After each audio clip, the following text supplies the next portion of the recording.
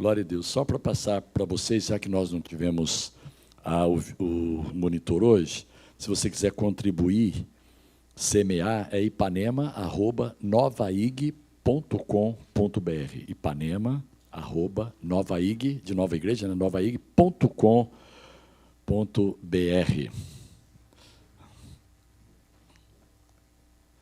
Gente, bom dia, né? Bom dia. Tudo bem com vocês? Como é que foi a semana?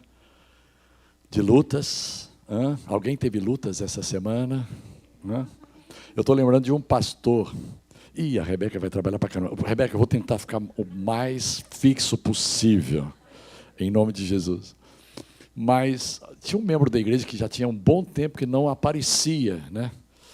E era um senhor de idade, e o pastor perguntou para ele: puxa, pastor, meu irmão, quanto tempo você não aparece? Está tudo bem? Tudo bem, pastor. Como é que está a luta? A luta ficou em casa, cuidando dos filhos, está tudo bem. Maldade, né, gente? Maldade isso, tá? Eu espero que a tua luta não tenha sido o seu cônjuge, né? Mas faz parte também. O cônjuge, às vezes, entra no bolo. Queria falar um pouquinho com vocês hoje sobre a bondade de Deus e o arrependimento. A bondade de Deus e o arrependimento. Nós temos dois momentos na Bíblia, e nesses momentos houve uma diferença muito grande em como esses dois princípios trabalharam, a bondade de Deus e o arrependimento. O primeiro momento foi na velha aliança, e o segundo momento foi a nova aliança, onde nós estamos hoje, né? Nós somos gente da nova aliança. Se você puder avisar para a pessoa que está ao seu lado, só para ela não esquecer, nós somos gente da nova aliança. A menos que você tenha mais de 2000 anos, né? Não sei, talvez você reencarnou, não sei. Não, brincadeira, não tem isso. A gente não crê nisso. Deuteronômio 28. Deuteronômio 28, a mentalidade da antiga aliança, começando pela mentalidade, o arrependimento na velha aliança era uma condição, o arrependimento na velha aliança vinha antes da bondade. Então, a bondade na velha aliança, ela tinha que ser merecida. Você consegue guardar isso? Eu tinha que fazer um esforço muito grande. Eu tinha que, fazer por merecer. Em outras palavras, eu tinha que merecer a bondade de Deus. Olha só o que diz aqui Deuteronômio 28. Se vocês obedecerem em tudo ao Senhor seu Deus e cumprirem fielmente todos estes mandamentos que hoje lhes dou, o Senhor seu Deus os colocará muito acima de todas as nações da terra. Em outras palavras, se vocês fizerem por merecer, então a bondade de Deus vai se manifestar na vida de vocês. Mas também tinha um problema, né? A desobediência, assim como a obediência atraía a bondade de Deus, a desobediência abria espaço para que a maldade pudesse agir na vida da pessoa, mesmo daquele que professasse a sua fé em Jeová, né, no El Shaddai, no Elion, em todos aqueles nomes que são dados a Deus. O versículo 15 de Deuteronômio 28, versículo 15, diz assim: mas se vocês recusarem a dar ouvidos ao Senhor seu Deus, e não cumprirem todos os mandamentos e decretos que hoje lhes dou, as seguintes maldições cairão sobre vocês e os atingirão. E aí ele começa a enumerar, a listar, quase que uma lista interminável de maldições que aconteceriam, que sucederiam às pessoas se elas recusassem a dar ouvidos e se elas não cumprissem todos os mandamentos. Todos. Não podia falhar num, gente. Você sabe disso. Na lei, se você cumpria 9 e falhava em um, era como se você tivesse quebrado os 10. Vamos para um outro versículo que é muito interessante. Bom, deixa eu só fazer um comentário. A obediência em tudo a Deus era fruto de uma mentalidade de meritocracia. Eu preciso obedecer para merecer. Eu preciso ser bom, eu preciso ser justo, eu preciso fazer tudo certo, para que então Deus olhe para mim e diga, cara, você fez tudo certo, eu vou manifestar a minha bondade na sua vida. Nada contra a obediência, tá, gente? Só estou colocando aqui a perspectiva de como as coisas funcionavam na Antiga e como elas funcionam no Novo Testamento. A obediência ela é importante nas duas alianças. Pastor, quer dizer que na nova aliança eu não preciso obedecer? Calma, muita calma nessa hora. Muita calma nessa hora. Não conclua precipitadamente. A obediência está valendo na nova aliança também. Ela é muito importante. Só que ela tem um lugar não mais primário, ela tem um lugar agora secundário. Ela não tem mais um lugar de protagonismo. Ela tem um lugar de coadjuvância. A obediência na nova aliança.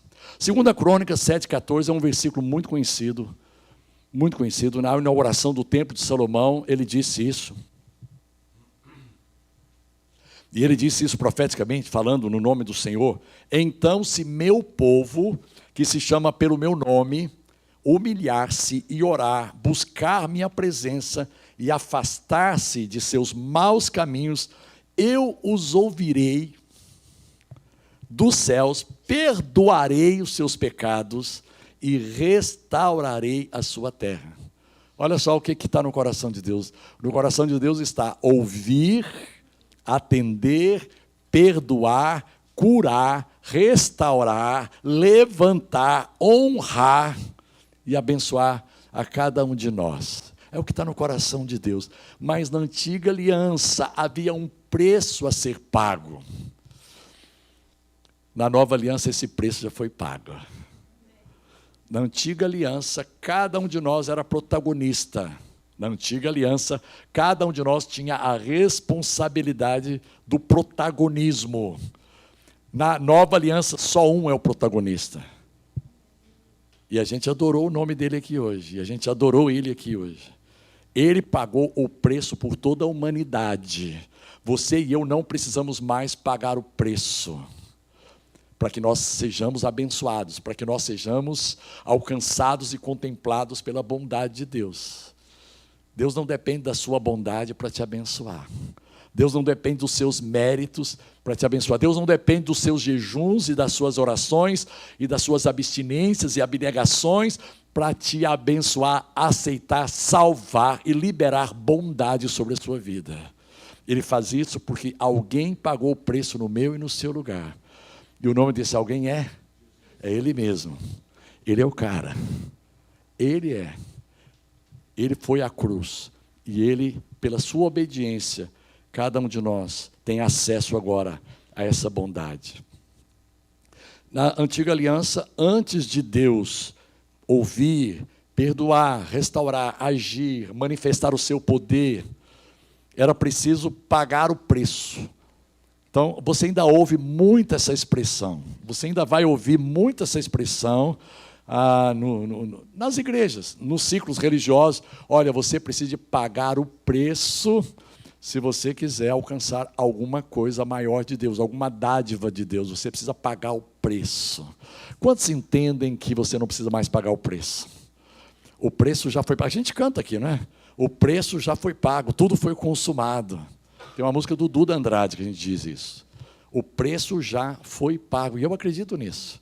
Lá em Colossenses capítulo 2, no versículo 13 e 14, diz que a dívida que toda a humanidade contraiu por causa de Adão, olha só, teve um cara que fez uma dívida e ele não conseguiu pagar, o filho não conseguiu pagar, o neto não conseguiu pagar, o bisneto não conseguiu pagar, o tataraneto não conseguiu pagar, o pentaneto não conseguiu pagar, e eu e você também não conseguimos pagar, porque ela veio vindo de geração em geração essa dívida.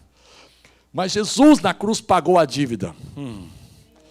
Ele quitou a minha e a tua dívida. Alguém diga aleluia, alguém comemore, alguém celebre isso.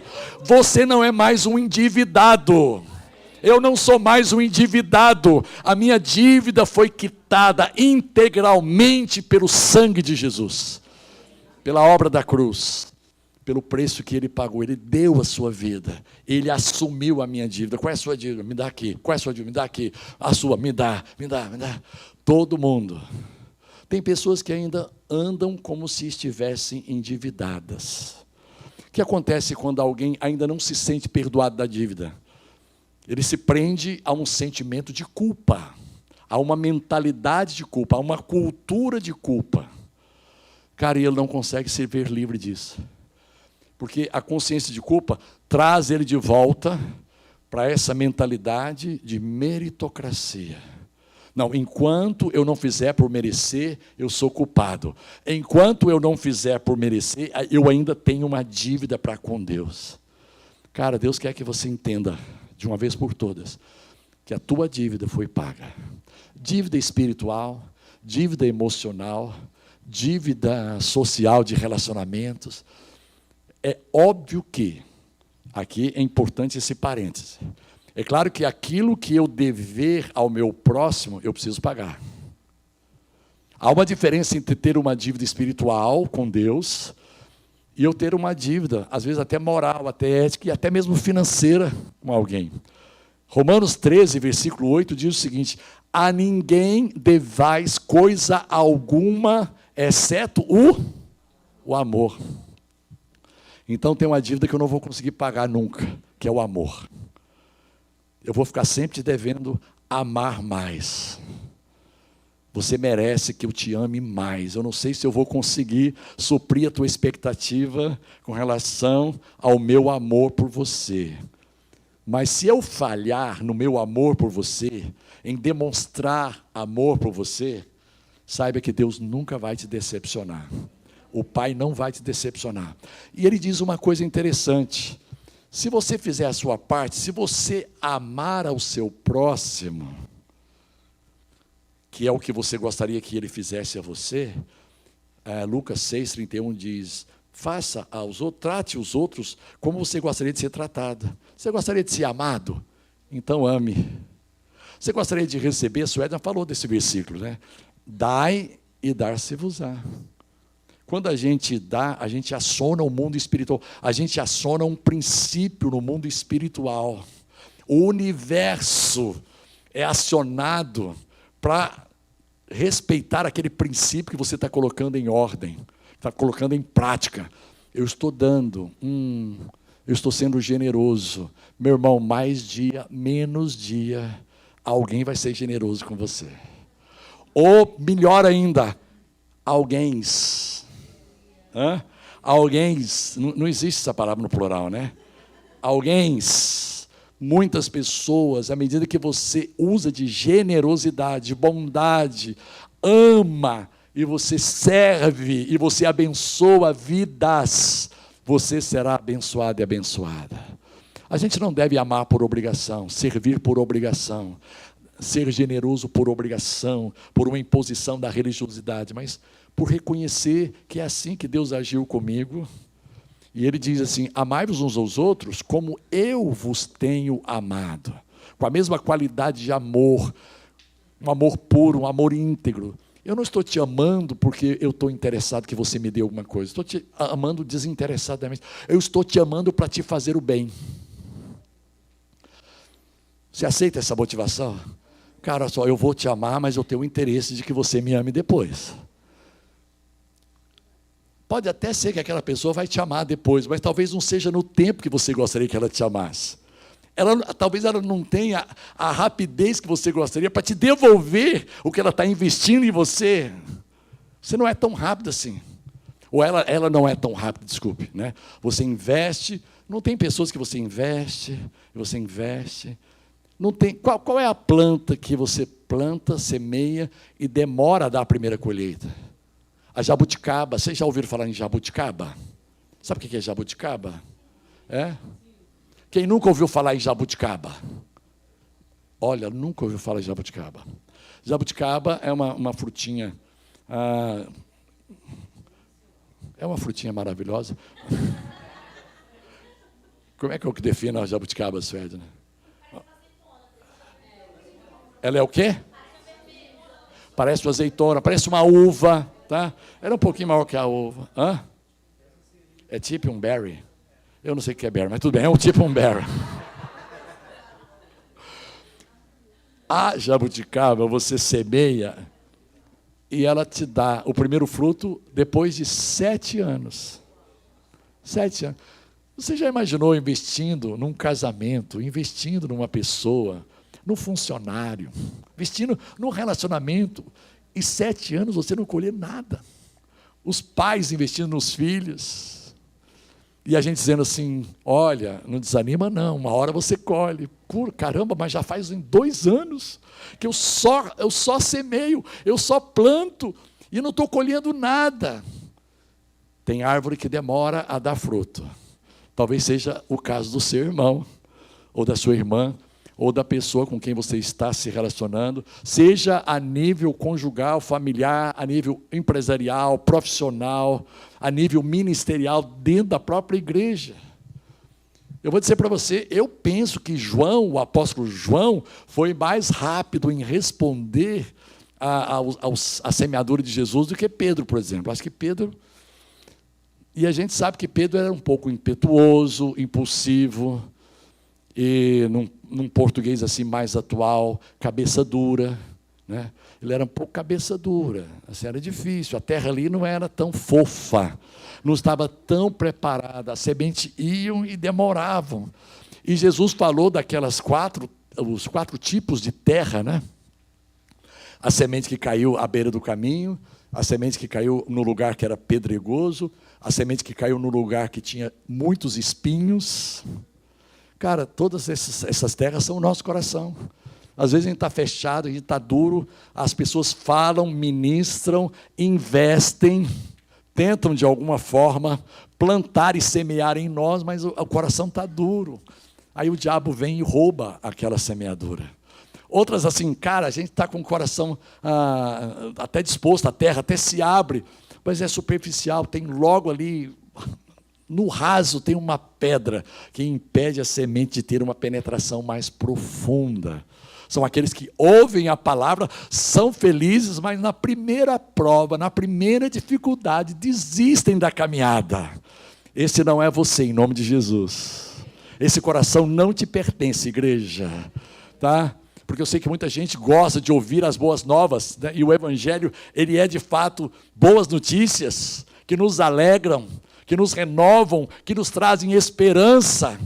Mas, cara, esse Evangelho tem que ter um alcance mais profundo, tem que ir mais fundo no nosso coração, para que realmente a gente experimente o melhor de Deus.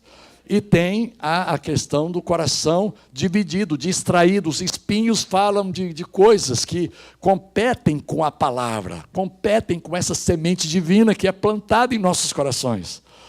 Então, as pessoas se desconectam muito rapidamente, elas se distraem muito facilmente, e o dinheiro é talvez uma das mais fortes tentações ou oportunidades de nós distrairmos. Cara, o dinheiro. Por quê? Pastor, porque é o seguinte, o Salmo 23 lá em casa não paga a conta, o dinheiro paga a conta. O Salmo 91, eu posso citar ele de manhã, de tarde e de noite, mas se eu não tiver o dinheiro, eu não pago os boletos. Gente, e Jesus sabe disso. Ele tanto sabe disso que ele diz o seguinte, buscai, pois, em primeiro lugar o reino de Deus e a sua justiça, e as demais coisas vos serão acrescentadas. Quais são essas demais coisas? O que comer, o que beber, o que vestir, como se locomover numa cidade. Cara, tudo vai ser acrescentado, e eu vou te dar uma boa palavra nessa manhã para você ficar a semana toda animado. Quando ele acrescenta com abundância. Ele não acrescenta assim, eu vou dar um pouquinho aqui, porque senão vai faltar aqui no céu. Tá? É muita gente, você não sabe. Se coloca no meu lugar, são milhões de pessoas, são bilhões. Então eu tenho que abençoar regradamente. Quantos sabem que o nosso Deus ele não nos abençoa regradamente? Tem um versículo na Bíblia que diz o seguinte, que Deus é poderoso para fazer infinitamente mais do que tudo que pedimos, ou pensamos, ou imaginamos, ou ansiamos. Deus é poderoso para fazer infinitamente mais do que você imagina, do que eu imagino. Então, não faltam recursos em Deus, os recursos de Deus não são limitados. Alguém diga aleluia, não são limitados. Os recursos de Deus para te abençoar, para te acrescentar aquilo que você precisa no teu dia a dia, não são recursos parcos, são recursos abundantes. Deus é um Deus de fartura, Deus é um Deus de excelência, Deus é um Deus de abundância. Uau, eu recebo isso, gente. Eu recebo isso. Agora, é interessante porque essa mentalidade da lei, ela não é de todo o Antigo Testamento. Olha só o que Deus falou para Abraão, olha o convite que Deus fez para Abraão, em Gênesis 17. Eu sou o Deus Todo-Poderoso, Deus se apresentou a ele, eu sou o El Shaddai, o Deus Todo-Poderoso. Gente, para quem não sabe, Abraão é o primeiro dos nossos pais, tá? Abraão, Isaac, Jacó, Judá, e chegou em Davi, e depois foi chegando até em Jesus. Então, Abraão foi o nosso patriarca, o pai da fé. E Deus disse para ele assim: Abraão, eu sou o Deus Todo-Poderoso, anda na minha presença e seja perfeito. Você já percebeu que Deus não falou para Abraão aqui: Abraão, olha só, eu vou te dar uma colher de chá. Cara, se você merecer, eu vou deixar você andar comigo. Não. Se você for perfeito, se você for um homem íntegro, fiel, um homem reto, um homem assim, confiável, você vai poder andar comigo. Não, não. É o contrário. Abraão, olha só, eu sei que você não é perfeito, aleluia. Eu sei que você não é totalmente íntegro, eu sei que você não é totalmente confiável, eu sei que você não é totalmente fiel, eu sei que existem deficiências no teu caráter, mas faz o seguinte, cara, anda comigo, porque eu não tenho esses problemas que você tem. E eu acho que é uma boa maneira de você vencer esses problemas, é andando com quem não tem. Anda com quem não tem. A Bíblia não diz que se você andar com os sábios, você vai se tornar sábio. A Bíblia não diz que se você andar com os bons, você vai se tornar bom também. Tem um amigo nosso que diz o seguinte, que ele inventou uma frase. Ele inventou uma frase. Ande com os bons. É uma frase que ele disse para mim. Né? Ande com os bons e serás uma exceção. Nada a ver, né?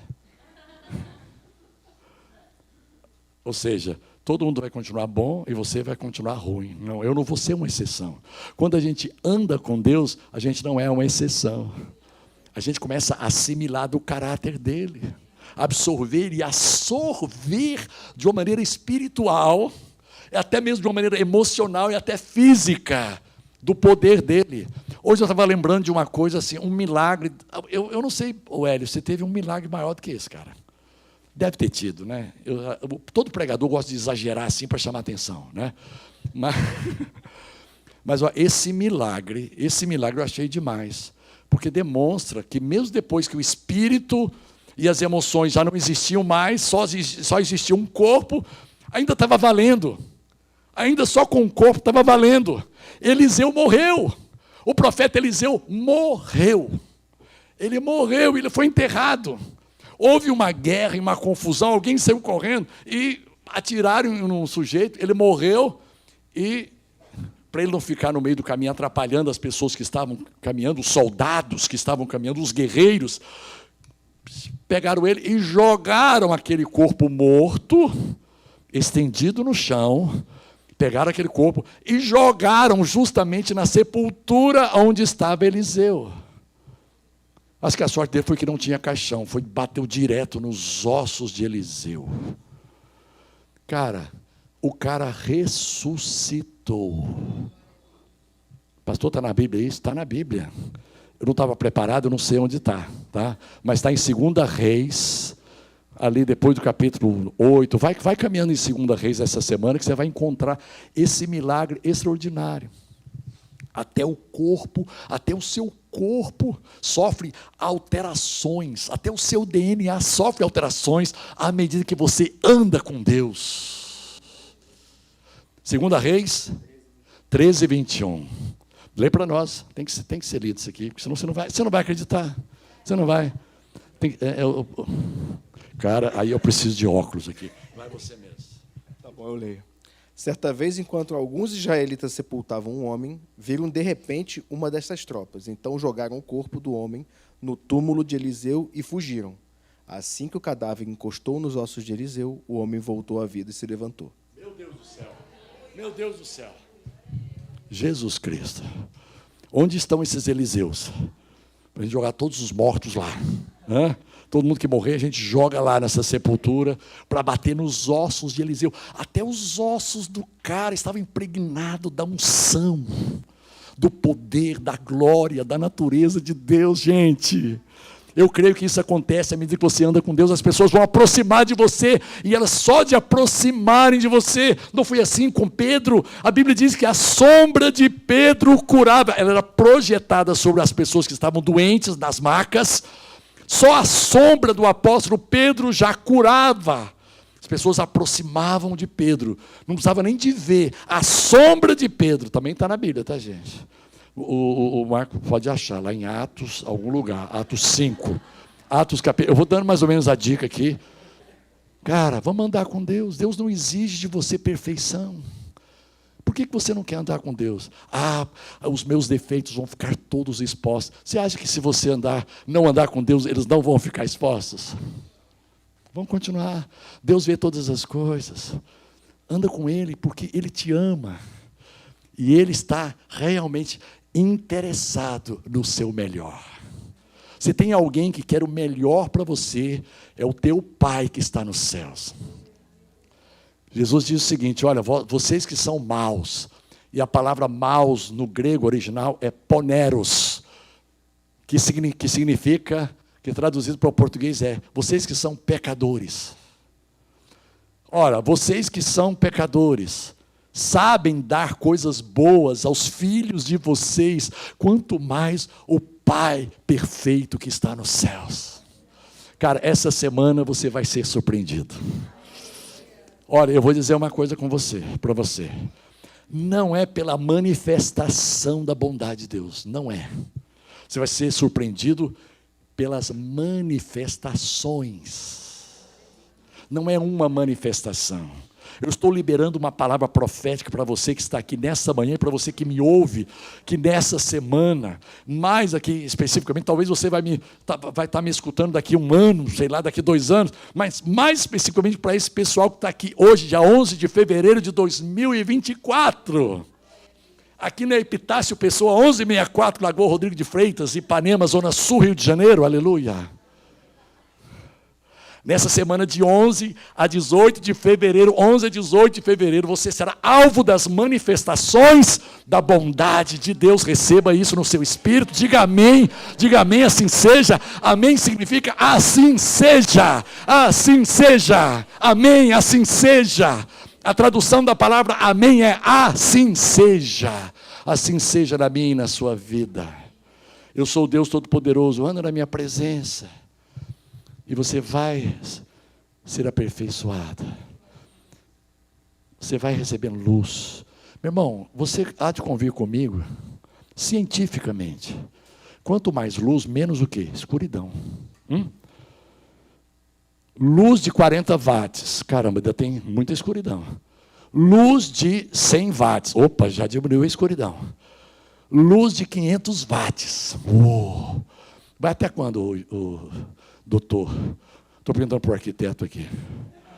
1000 watts, 5000 watts.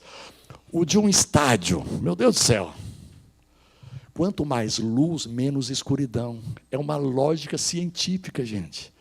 Quanto mais luz da palavra de Deus, do amor de Deus, da graça de Deus, da bondade de Deus, do poder de Deus na minha e na sua vida, menos escuridão. Eu não tenho que me preocupar em ficar vigiando a escuridão das pessoas. Eu não fui chamado para vigiar e nem para medir o nível de escuridão que tem na sua vida. Ih, caramba, muita escuridão. Não se aproxime. Não é assim que a religião diz? Hã? Pecado demais, escuridão demais, trevas demais.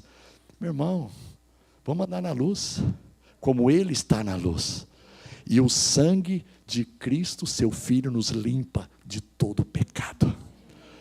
1 João 1,7, se andarmos na luz como Ele está na luz, mantemos comunhão, mantemos relacionamento sadio uns com os outros, e o sangue de Cristo, seu Filho, nos limpa de todo pecado, e elimina toda a escuridão.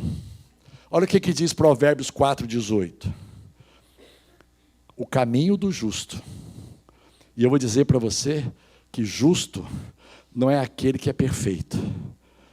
O justo não é aquele que nunca erra. Por quê, pastor? Porque a Bíblia diz que o justo cai 7 vezes. Então, se ele fosse perfeito, ele não cairia. Está comigo? Está na mesma página comigo? O justo não é a condição de quem não erra. O justo é a condição de quem depende de Deus. De quem está conectado a Deus, linkado a Deus, ligado a Deus pela fé. O caminho do justo é como a luz da aurora, como a luz do sol, que vai brilhando mais e mais, vai brilhando mais e mais. Só tem um destino para você que anda com Deus: brilhar mais e mais. Só tem um destino para você que colou em Deus. Cara, Ele me aceita do jeito que eu sou, eu vou colar nele. E o que é legal é que quando Ele te aceita do jeito que você é, e Ele te chama para andar com Ele, Ele está te propondo uma transformação genuína, intensa, verdadeira e autêntica, de dentro para fora. Tem alguém para dizer amém? Acho que eu vi só um amém aqui. Amém, gente? Vamos andar com cara? Esse ser superior maravilhoso, que muitos chamam de Deus, eu prefiro chamá-lo de Abba, Abba Pai, Papai. Rebeca, vai tendo paciência comigo. Na vigência da lei, esse versículo seria o seguinte: Abraão, seja perfeito e ande na minha presença. Quando é que Abraão ia andar com Deus? Porque para andar com Deus você precisa merecer, olha só. Essa é a mentalidade da velha aliança. Para andar com Deus você tem que merecer. Para merecer não pode ter vícios, não pode ter defeitos, não pode ter nenhum tipo de falhas. Não é verdade. Venha com os vícios. Venha lotado de vícios, de hábitos errados, de costumes errados. Venha lotado de coisas erradas. Deus não tem medo dos seus vícios. Não. Olha, esse tanto de vício, até eu, o Senhor Deus, posso ficar contaminado. Não tem trevas que contamine a luz, ou que se compare à luz, ou que gere algum tipo de competição. Meu Deus, a luz, as trevas não dá para competir com a luz. Alguém está comigo aí, gente? Oh, que bom. Agora, Romanos 2,4, aí sim, agora é a mentalidade da nova aliança. Lembre-se que nós estamos falando sobre a bondade de Deus e o arrependimento. Antiga aliança, você se arrependia para poder Deus manifestar a bondade dele. Se o meu povo, que se chama pelo meu nome, se humilhar, orar, me buscar, se converter dos seus maus caminhos, se limpar, se purificar, rituais de purificação, cerimoniais de purificação, então eu ouvirei dos céus. Quando é que Deus ia ouvir dos céus, gente?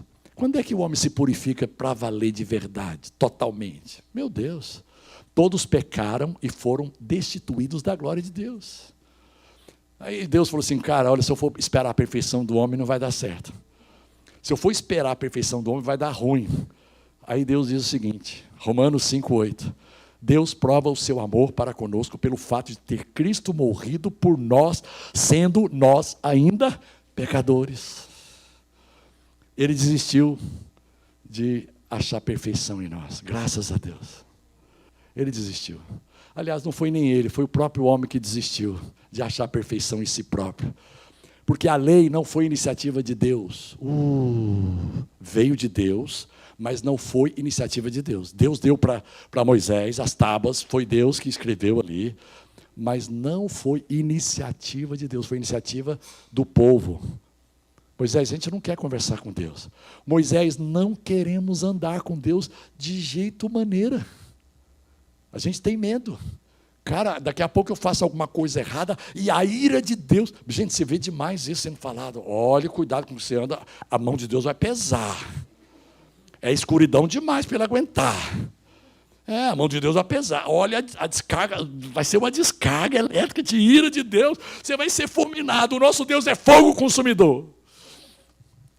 Aí você fica assim, meu Deus, eu não quero andar com alguém que está só olhando os meus pecados. Eu não quero andar com alguém implicado comigo. Boa notícia? Deus nunca vai ficar implicado com você.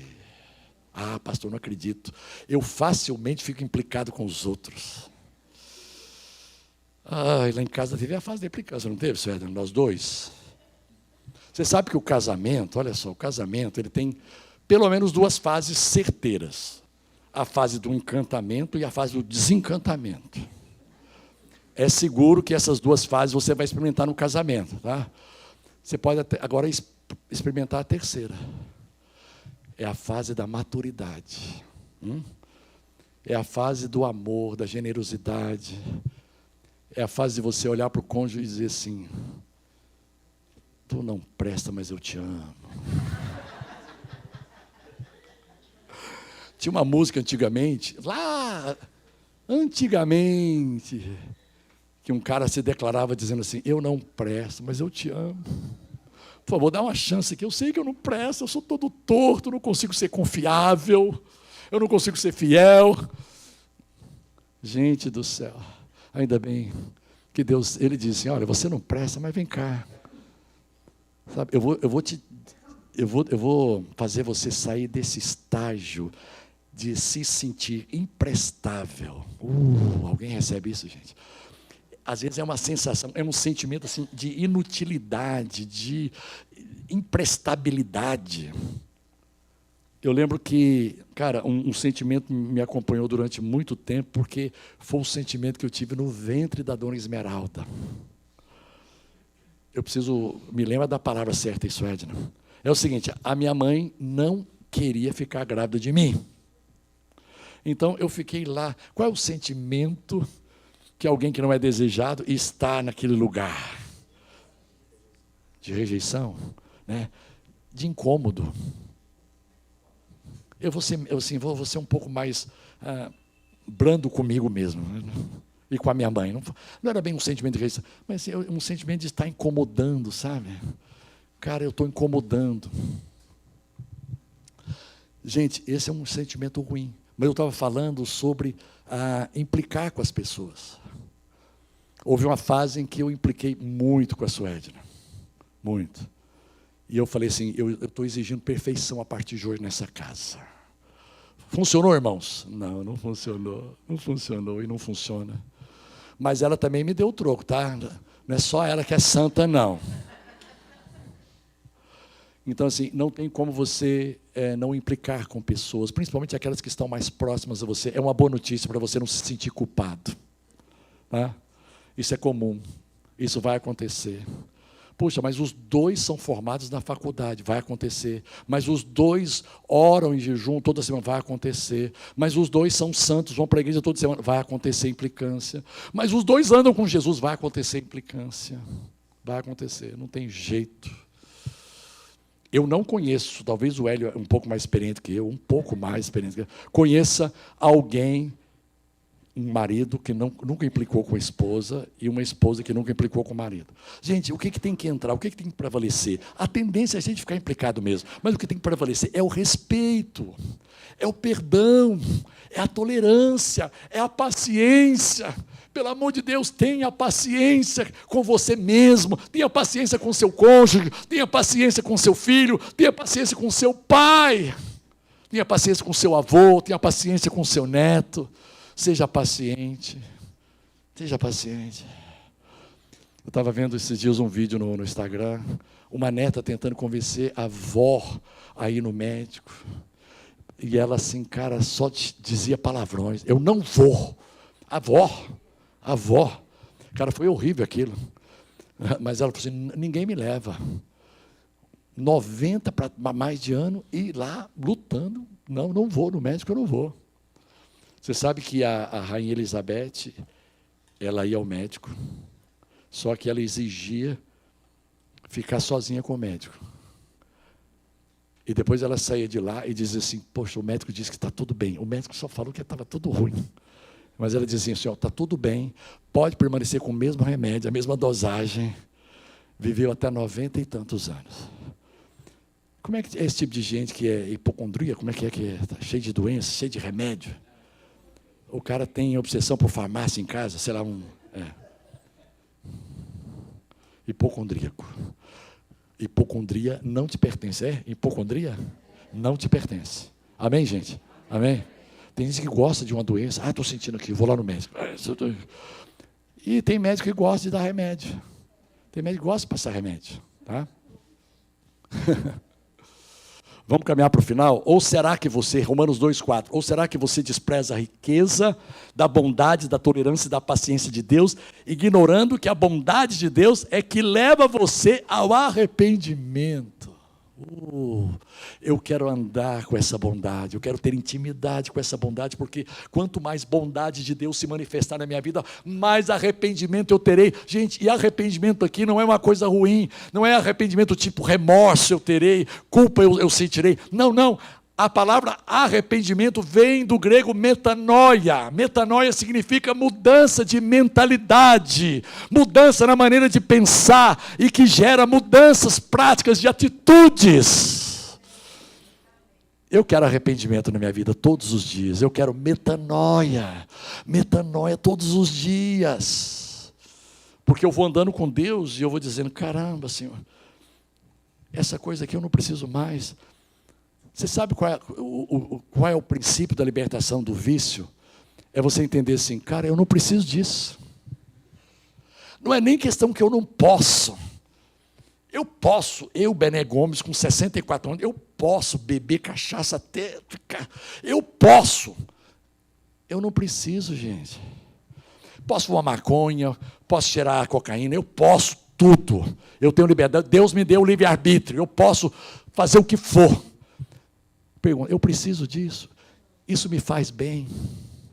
Posso ser infiel à minha esposa? Posso trair? Posso ter um contrato matrimonial assim de liberdade? Como é que chama essa coisa?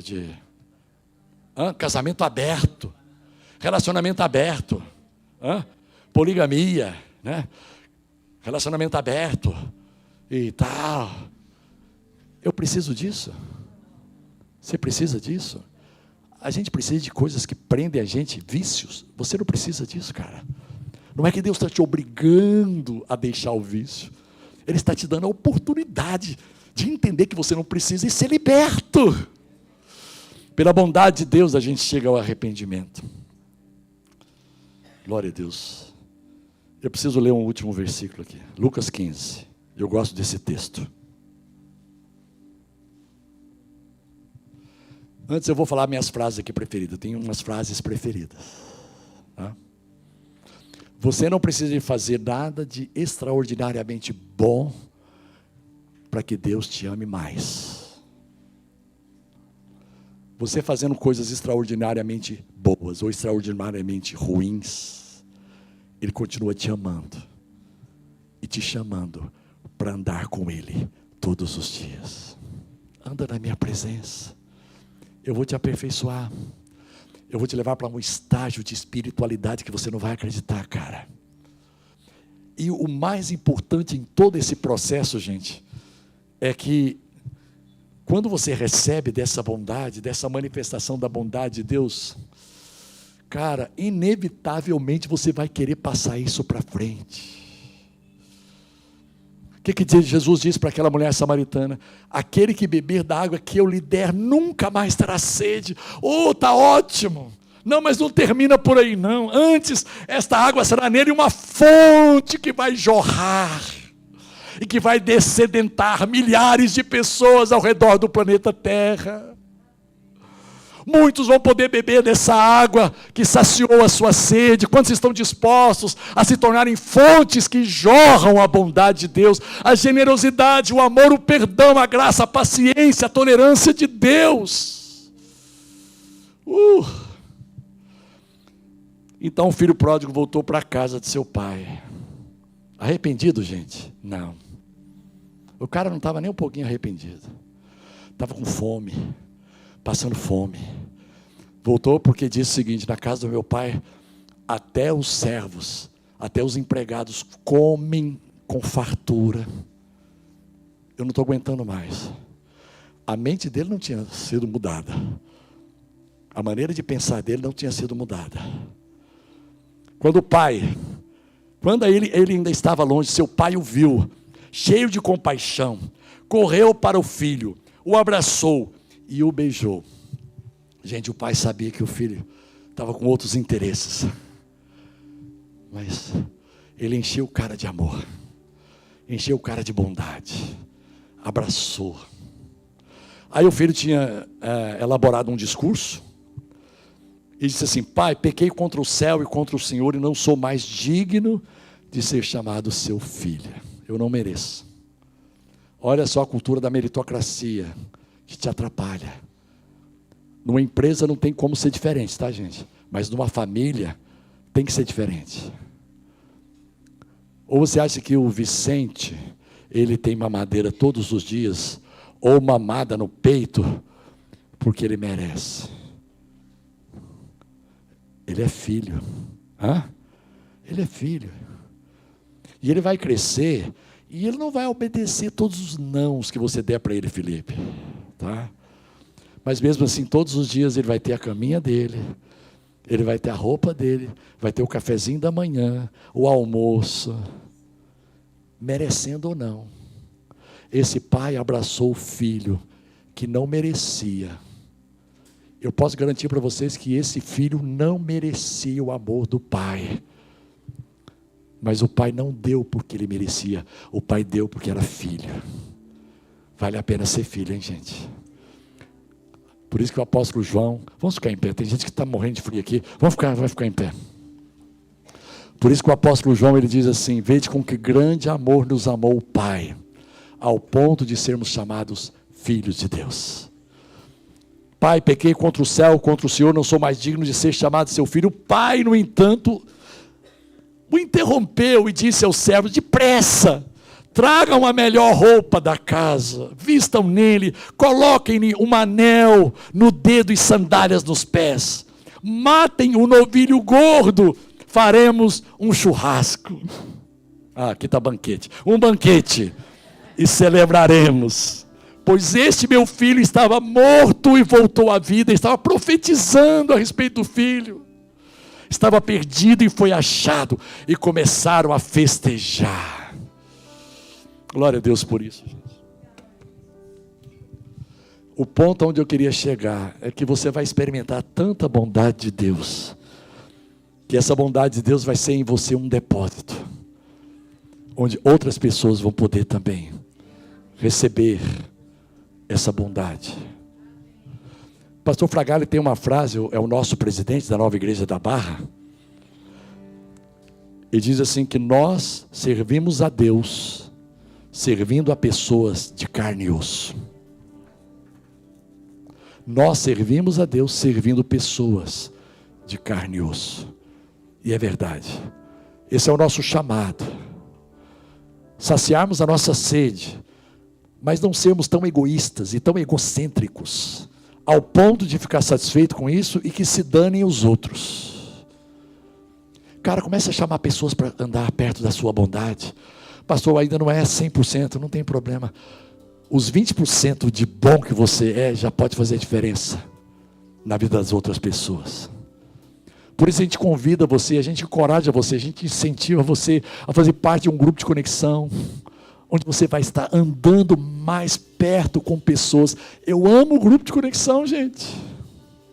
O que é grupo de conexão? Pessoas que se reúnem numa casa, 8, 7, 6 pessoas, que compartilham da bondade de Deus que elas têm recebido, da generosidade de Deus que tem sido manifestada na vida delas. para que elas possam crescer. Ninguém é perfeito, só o Pai. O próprio Jesus disse: por que me chamas bom? Bom só o Pai. Ele é bom. E à medida em que nós andamos com Ele e com pessoas que têm andado com Ele, a nossa vida é revolucionada, é transformada. Feche os seus olhos, por favor. Eu queria que todos orassem, repetindo a minha oração. Toda a igreja diga assim: Senhor Jesus, eu abro o meu coração e te recebo como meu Salvador e como meu Senhor. Muito obrigado pela tua bondade. Muito obrigado pelo perdão de todos os meus pecados. Hoje eu confesso, sou uma nova criatura. Sou livre para andar com Deus, para andar na luz, em nome de Jesus. Amém. Eu queria saber se teve alguém que fez essa oração pela primeira vez na sua vida. Levante uma de suas mãos para que eu possa ver. E eu vou orar de maneira muito especial. Muito obrigado. Estou vendo a sua mão levantada. Mas alguém fez essa oração pela primeira vez. Pastor, mas não foi espontâneo, o senhor pediu para repetir. Tá bom, tá bom. Se você não quiser se manifestar, eu entendo dessa forma que não mexeu com você, sem problema nenhum, tá? Mas você fez essa oração pela primeira vez. E eu quero simplesmente dizer o seguinte: você vai começar a trilhar, ou pelo menos você vai ter consciência de estar trilhando um caminho que se vive plenamente pela fé. É pela fé que eu creio que Deus me ama. É pela fé que eu creio que Ele perdoou os meus pecados. Não é porque brotou um sentimento aqui, ou de repente a minha consciência. Não, não. Eu creio porque a palavra de Deus diz isso. E você vai começar a ter o fruto de uma nova natureza, que a partir de hoje começa a agir e a acontecer na sua vida. Em nome de Jesus. Vamos cantar mais uma canção e a gente vai embora? Vamos lá?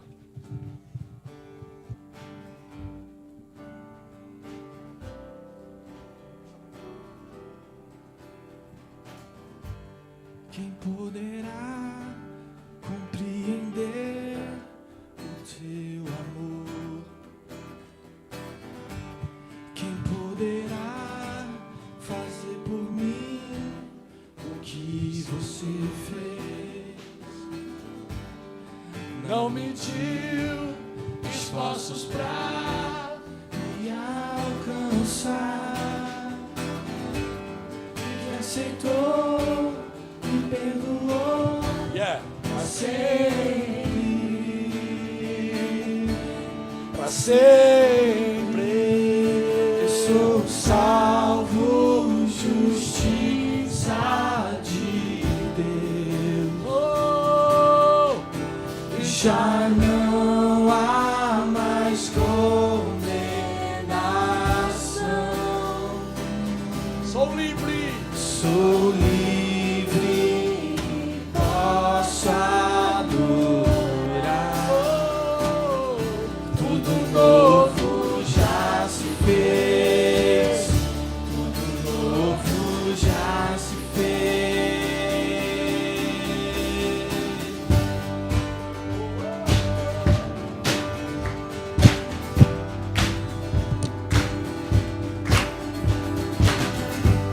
Quem poderá compreender o seu amor? Pois lá na cruz Jesus sofreu em meu lugar, mas ressurgiu pra me fazer vencedor. Por isso eu quero te louvar sempre, sempre. Eu sou salvo, justiça de Deus.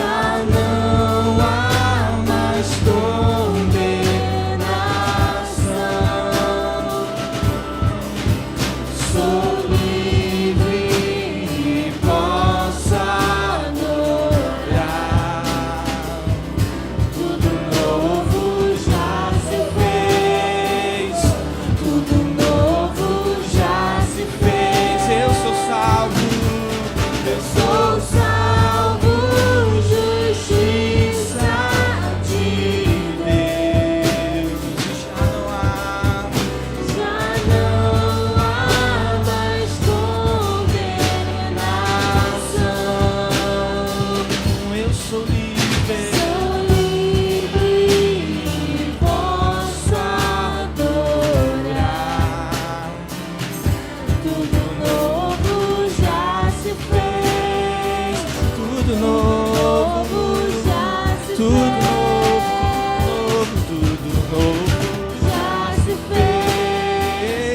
Tudo novo já se fez.